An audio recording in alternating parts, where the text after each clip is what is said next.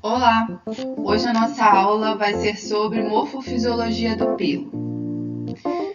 Estamos tentando agora trabalhar com esse modelo de aula por conta dos slides para desenvolver esse tema teórico.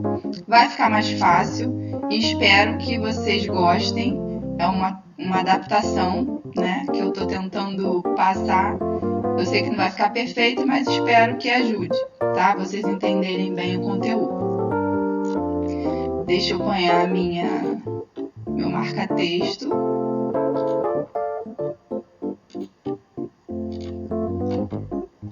E vamos dar prosseguimento. Não tem como falar sobre morfofisiologia do pelo para nós a parte do cabelo nesse momento e não falar sobre o couro cabeludo, tá? E suas camadas. É muito importante para a gente conhecer essas camadas, porque nós iremos trabalhar com essas estruturas e precisamos entender como elas funcionam. O couro cabeludo é uma estrutura composta por um conjunto de tecidos moles que revestem e protegem o crânio. Então, essa é uma das funções principais do couro cabeludo, é proteger o crânio, ok? Ele se estende na região posterior da cabeça, a linha nucal é a parte de trás, até a região dos supercílios e lateralmente, que compreende a extensão das temporais até os arcos zigomáticos, que é essa região aqui, tá?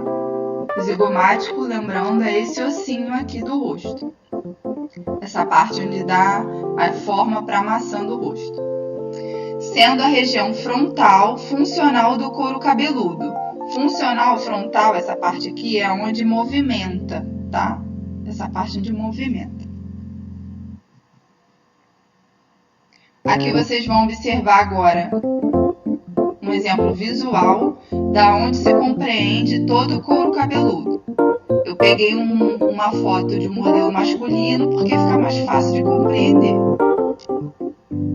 Tá? Essa é a parte total do couro cabeludo. Percebam que vai até a parte abaixo, ali um pouquinho na nuca, um pouquinho abaixo do final das orelhas, da parte mais baixa das orelhas. Tá vendo? Região temporal e do zigomático.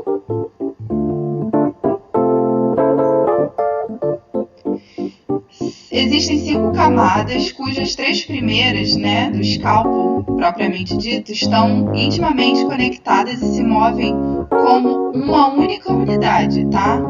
Elas estão juntas e quando a gente promove um movimento nessas estruturas, elas vão se movimentar juntas. Então, elas estão muito conectadas, bem ligadas e elas se movimentam junto. Como, por exemplo, se eu pegar um chumaço do cabelo e movimentar, eu já sei que essas 3 estruturas, essas estruturas do escalpo, elas vão estar juntas. Uma forma de organizar esses termos, tá? É um método mnemônico da palavra scalp, tá? Skin significa pele, C, do tecido conectivo denso, A, aponeurose, tá? L, do tecido subaponeurótico e do externo do crânio, periósteo do externo do crânio. Então, essas estruturas elas vão se movimentar juntamente. Aqui estão as estruturas dessas camadas. Pele, tecido conjuntivo denso, camada aponeurótica, pericrânio e o tecido conjuntivo frouxo.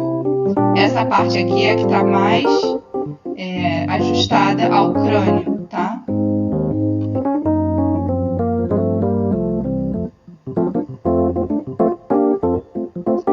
Sobre as inervações sensitivas do couro cabeludo.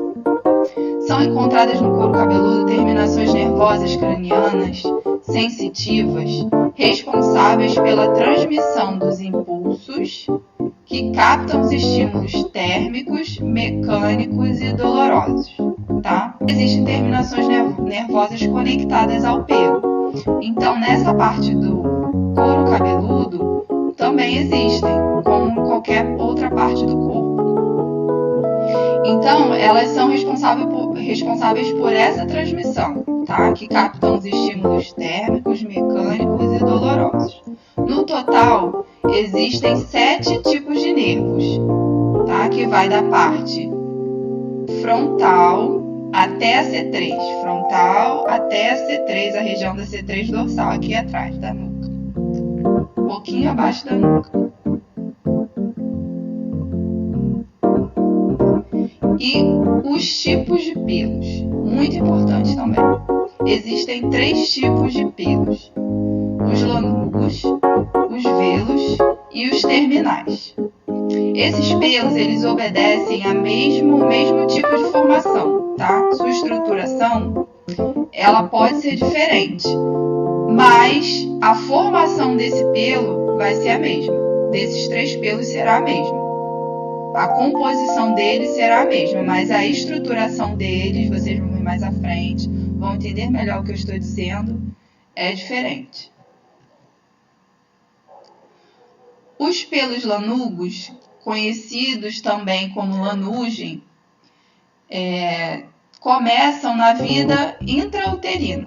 O feto se encontra coberto por eles, os quais são eliminados por volta do 8º mês de vida e substituídos pelos velos. Tá? É esse pelinho do bebê, esses pelinhos dos bebês. Por isso que fala, o cabelinho do bebê ainda vai cair, ou então tá caindo para crescer. Tá aqui a diferença, a partir dos velos e dos terminais. O diâmetro e algumas partes do corpo vão estar presentes um tipo de pelo e os terminais em outras partes do corpo. No caso do cabelo, são os terminais. Tá aqui a diferença. O diâmetro é menor ou igual a 0,3 milímetros e dos terminais 0,6 milímetros, menor ou igual. O comprimento dos velos está entre em média, né, de 2 centímetros e é curto, e o comprimento do terminal é maior que 2 centímetros e costuma ser longo. Um é macio, delgado e fino, e o outro é grosso, mais grosso. Os velos são sem medula e o outro é com medula na maioria dos pelos. Uma tem a pigmentação diminuída e o outro pigmentação aumentada. O músculo eretor de pelo pode ser ausente ou pouco desenvolvido, e o outro músculo piloeretor é bem definido. Então você vai ter sensações ao encostar nesse pelo. No outro caso, não. Então imagine estruturas do corpo onde você pode sentir coisas, ter sensações, a parte tátil, e na outra não. Os componentes do folículo pilosebáceo.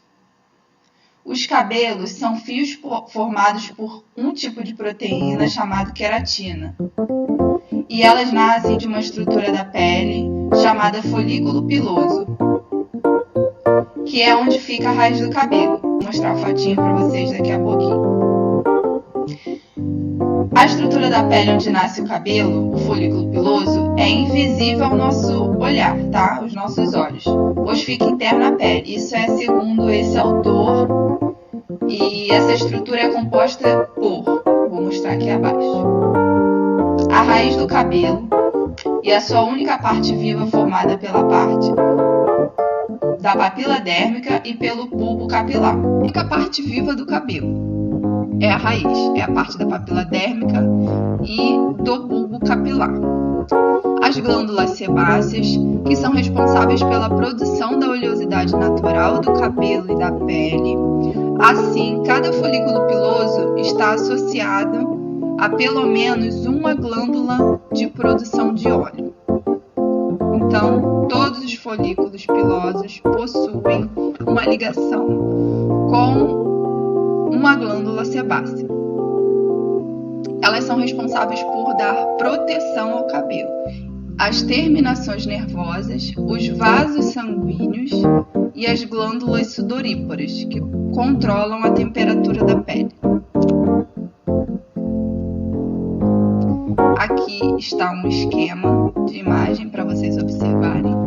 Aqui está a parte do fio do cabelo, essa parte aqui. Parte do fio do cabelo. A glândula sebácea, ela está conectada bem na parte da saída, já da haste do pelo. O músculo eretor do pelo, ele é responsável pelaquela função de movimentar o folículo. As glândulas sudoríparas, o bulbo capilar, a papila dérmica. Toda essa estrutura está encontrada na parte da derme e a haste capilar, ela já se encontra na epiderme, ok? Essa parte aqui é do ósteo, tá? O músculo eretor do pelo, ele está conectado e é responsável pelo arrepio desse fio do cabelo, do pelo. E a glândula sebácea está conectada ao fio, então ela vai produzir sebo e ela está conectada ao fio. A glândula sudorípara, ela tem uma função diferente da glândula sebácea. Percebam que ela não está conectada ao fio, tá? E aqui a estrutura do fio, tá? Já dessa parte externa do fio. Vamos lá falar um pouquinho sobre ela. Que é a parte da haste visível, a parte do pelo terminal. Cutícula, que é a camada mais externa, ela é irregular, são aquelas camadinhas sobrepostas. Eu não sei se vocês já observaram um cabelo no microscópio, são camadas sobrepostas, é a parte mais externa do fio do nosso cabelo. Ela mantém as outras partes dos fios unidas em uma bainha, particularmente resistente. Então, é muito resistente mesmo. Quando as cutículas sofrem agressões, pode ser por calor, pode ser física, ela perde seu poder protetor e as partes internas do fio são danificadas, fragilizando o cabelo como um todo. Então, é aí que a gente precisa se atentar muito, onde a gente vai trabalhar daqui para frente. Foco na cutícula. Córtex é a região intermediária na qual pode ser totalmente modificada a estrutura e a aparência do cabelo. É o coração do fio e o que dá ao cabelo a sua resistência, elasticidade, permeabilidade e cor. Aqui se concentra 80% da queratina do cabelo e também a melanina, tá? A medula, a porção central, e não tem uma função conhecida, tá? Há algumas teorias que dizem que é a parte que dá mais maleabilidade aos cabelos, mas ela não tem uma função comprovadamente conhecida. Aqui estão essas estruturas, que é a cutícula, tá vendo? As camadas sobrepostas, elas podem, dependendo do produto utilizado, elas podem, se for alcalino, elas vão se abrir, elas podem se abrir, ou se ele for mais ácido, ela vai se unir e vai selar. Então, por isso, a diferença dos produtos no mercado. Produto com pH, tá? pH mais alto, pH mais baixo. Então, vocês vão entender isso mais à frente, o motivo disso tudo, tá? Aqui o córtex, onde se encontra a cor, a queratina, a força também do cabelo e a medula.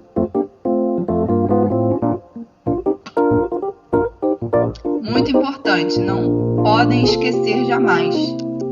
A haste é uma estrutura morta, lipoproteica, Por que lipoproteica? Porque a queratina é uma proteína, ok? É um tipo de proteína, tá? E visível acima do nível da epiderme. As fases do crescimento do pelo. Fase anágena, que corresponde ao crescimento ativo do cabelo e dura de 3 a 6 anos. Fase catágena é um período de regressão, ou seja, o cabelo começa a morrer, dura entre 3 semanas mais ou menos.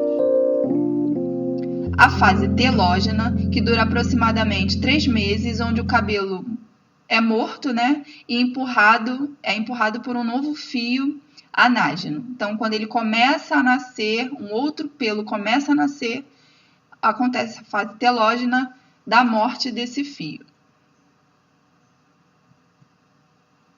Aqui encontram-se todas as fases e aqui elas acontecem, uma formação, elas acontecem simultaneamente, tá? Então, não pense que ela acontece uma fase anágena e depois ela para e depois começa a outra. Não, elas acontecem simultaneamente, são conectadas.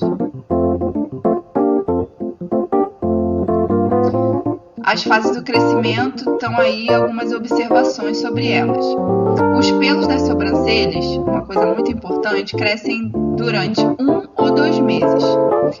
E a seguir, os seus folículos repousam no período de 3 a 4 meses. Então, por isso que há a diferença entre os pelos das sobrancelhas e dos cabelos. Por isso que não se deve tirar incorretamente os pelos das sobrancelhas, porque a gente diz que são pelos terminais, porém eles têm uma fase de crescimento, um tempo, né, de crescimento diferente. Os pelos terminais do corpo crescem 1 centímetro ou mais de comprimento e são trocados 2 vezes por ano. E a vida média de um cabelo, tá, varia conforme a sua localização. Em um couro cabeludo saudável, os cabelos crescem rapidamente dos 16 aos 45 anos, tá? Dos 16, porque é a fase da puberdade, então o cabelo também tem muito a ver com a parte hormonal. E aos 45, porque tem a fase onde começa a menopausa. Então, a parte da queratinização do corpo, a parte hormonal, começa a ter uma queda, então há uma perda da vitalidade, da regularidade do crescimento dos cabelos, das unhas, da hidratação corporal, entre outras coisas. Durante a gravidez, eles podem crescer normalmente, não há problema algum, mas após o parto, evolui com queda temporária, tá? Pois muitos fios entram na fase telógena, passando pelo puerpério. Isso aí é isso mesmo, é a parte do parto, é a questão durante o parto até o nascimento do bebê. Isso pode acontecer e há essa irregularidade, como eu falei antes, por questões hormonais.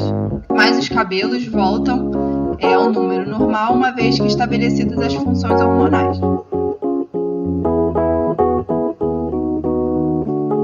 Agora nós vamos fazer todos juntos, uma questão modelo ENAD, tá? Vamos ver se vocês conseguem entender um pouquinho melhor. Vou ajudar vocês, vou fazer essa questão aí com vocês, essa e mais uma outra, tá? Tá aí um exemplo e eu vou explicar para vocês como nós devemos pensar quando iremos...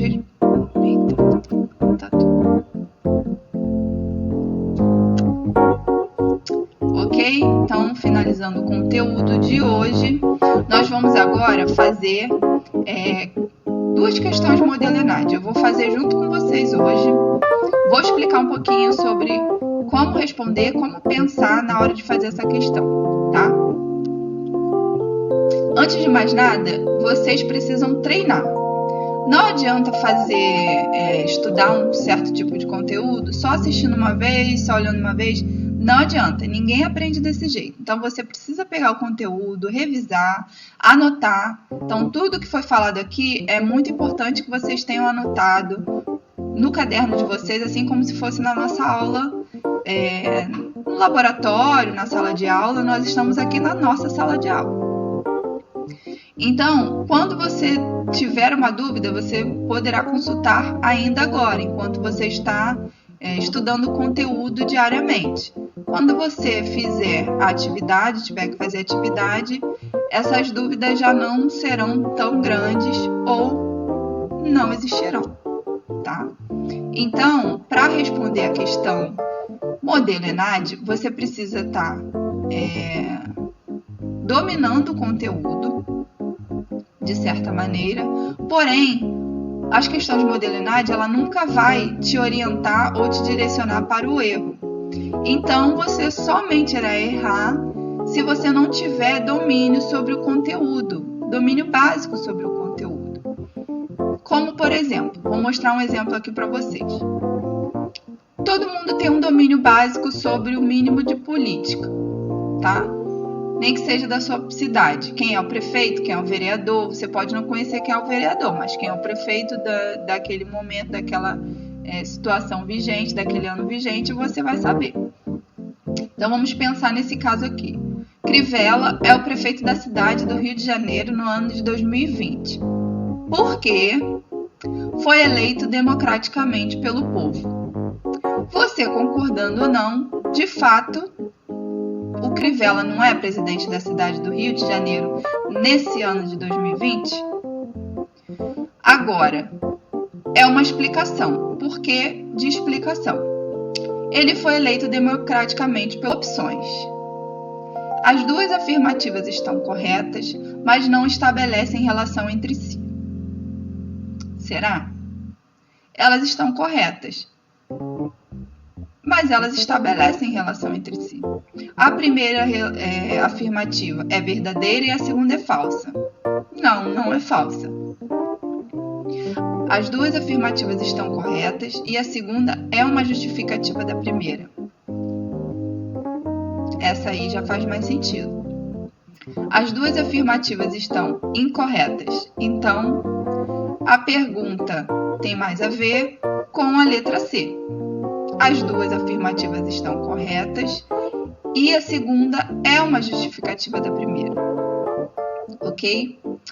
Então, vamos para uma agora que tenha mais a ver com o nosso tema. Esse foi um exemplo de um assunto aleatório que esteja ao alcance de qualquer um. Então, sobre o assunto que vocês conheceram hoje, vamos tentar fazer esse modelo ENAD, tá? Essa questão modelo ENAD. O couro cabeludo é uma estrutura composta por um conjunto de tecidos moles que revestem e protegem o crânio. Correto. Essa afirmativa está correta. Se você quiser, você pode pegar, disponibilizamos aí para vocês no WhatsApp o material, você pode pegar e pode consultar, tá? Porque fase anágena corresponde ao crescimento ativo do cabelo durante 3 a 6 anos. É uma afirmativa correta também. Então, vamos às opções. As duas afirmativas estão corretas, mas não estabelecem relação entre si. A primeira afirmativa é verdadeira e a segunda falsa. As duas afirmativas estão corretas e a segunda é uma justificativa da primeira. As duas afirmativas estão incorretas. Então, a que mais se enquadra, a mais correta, a correta, na verdade, é a letra A, porque as duas estão corretas, mas não estabelecem relação entre si. Então, toda vez que você vê uma questão modelo ENAD, ela jamais vai te induzir ao erro, tá? Então, ela vai dizer que vai demonstrar uma questão que está incorreta, ela não vai te dar pegadinha, vocês percebam aí que não há pegadinha, ela simplesmente uma não justifica a outra, ok? Agora vocês vão responder o fórum, como de costume.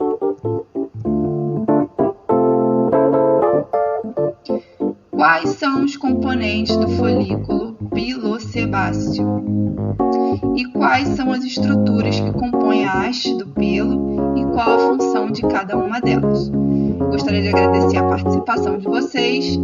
Qualquer dúvida, estarei à disposição para sanar qualquer dúvida, eu e a professora Dione, ok?